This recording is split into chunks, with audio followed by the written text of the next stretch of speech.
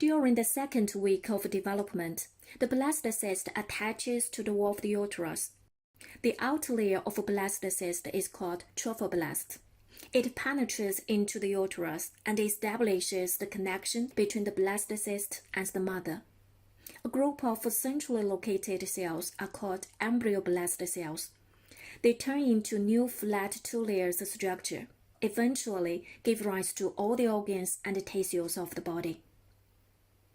By day 7 or 8, the blastocyst has penetrated the endometrium. With the blastocyst deeper into the endometrium, the trophoblasts assemble into two layers. One is called cytotrophoblast, one layer of the mononucleated cells. Another one is a syncytial trophoblast, multinucleated zone without distinct cell boundaries. Cells in the cytotrophoblast divide and migrate into syncytial trophoblast, where they fuse and lose their individual cell membrane. Syncytial trophoblast expands into decidual bacillus. All this happens outside the embryo. The end-embryoblast cells are assembled into two layers, forming a structure called bilaminar germ disc. The hypoblast is the ventral layer of the bilaminar disc. Epiblast is the dorsal layer of the bilaminar disc. It gives rise to all three germ layers of the embryo: ectoderm, mesoderm, and endoderm. The amniotic cavity develops just above the bilaminar disc. It's lined by cells that develop from epiblast cells called amnioblasts. At day 7 or 8, human blast is partially embedded in the endometrium of the uterus. By day 9, the blastocyst is more deeply embedded in the endometrium. As the penetration defect in the surface epithelium is closed by a fibrin coagulum, the syncytial trophoblast expands deeper into the endometrium. Vacuoles appear in the syncytial trophoblast. When these small vacuoles fuse, they form large trophoblastic lacunae. Meanwhile, flattened cells originating from hypoblast start to line the inner surface of the cytotrophoblast. This layer of cells is continuous with the hypoblast, forming a cavity called primitive yolk sac. The primitive yolk sac is filled with fluid called vitelline fluid, nourishing the embryo during the early stage.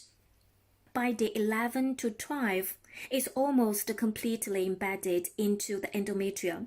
The surface epithelium almost entirely covers the original defect in the uterine wall. Cells of the syncytial trophoblast erode the endothelial lining of the maternal capillaries. Quickly, the trophoblastic lacunae are filled with maternal blood from ruptured endometrial capillaries, and then the fluid in the lacunar space passes to the germ disc by diffusion and provide nutrients for the development of the embryo. Over time, more and more these little pools of blood develop and start to merge together to form larger pools of blood. Meanwhile, a new population of cells appears between the inner surface of the cytotrophoblast and the outer surface of the primitive yolk sac. These cells, derived from the yolk sac cells, form a layer of the loose mesodermal tissue called extraembryonic mesoderm. Extraembryonic means that they are outside the developing embryo. Eventually, extraembryonic mesoderm fills all of the space between the trophoblast and amniotic cavity and the primitive yolk sac.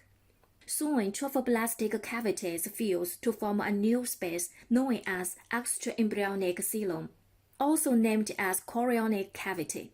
This space surrounds the primitive yolk sac and amniotic cavity, except the connecting stalk, by which the germ disc is connected to the trophoblast. The extraembryonic mesoderm lining the cytotrophoblast and amnia is called the extraembryonic somatopleuric mesoderm. The extraembryonic mesoderm lining the yolk sac is known as extraembryonic splanchnopleuric mesoderm. Compared with the rapid growth of the trophoblast, the growth of the bilaminar disc is relatively slow. The germ disc remains very small, around 0.1 to 0.2 millimeter. Meanwhile, cells of the endometrium become polyhedral and loaded with glycogen and lipids. Intercellular spaces are filled with extravasate. As the stroma is edematous, these changes are known as a decidual reaction. At first, they are confined to the area immediately surrounding the implantation site, but soon occur throughout the endometrium. By day 13, the hyperblast produces additional cells that migrate along the inside of the extraembryonic mesoderm, forming a new cavity within the extraembryonic coelom. This new cavity is known as secondary yolk sac or definitive yolk sac. During the further development, the primary yolk sac is pinched off, represented as exocoelomic cyst. As a result, the bilaminar germ disc is connected with the trophoblast by the connecting stalk. With the development of the blood vessels, the connecting stalk becomes umbilical cord. During the second week of development, implantation completes. This animation shows the process of implantation occurring during the second week of development in humans. Implantation is the result of the interaction between the embryo and the mother. Normal implantation requires disappearance of the zona pellucida in time, a normal development and transport of the embryo, and normal internal environment of the endometrium, and normal endocrine regulation of the mother. Abnormalities in any process can lead to the failure or abnormality in implantation. For example, if zona pellucida doesn't disappear in time, the blastocyst cannot hatch out from the zona pellucida, which will lead to the failure of the implantation. Another example, tubal obstruction affects the transport of the embryo. This is one major reason of the female infertility. Of course, by artificially interfering in the process of implantation, contraception can be achieved. Intrauterine device can change the internal environment of the endometrium to inhibit the implantation of the embryo. Some emergency contraceptive pills can inhibit the implantation of the embryo by changing the hormone regulation. Normally, the human blastocyst implants along the anterior or posterior wall of the body of the uterus.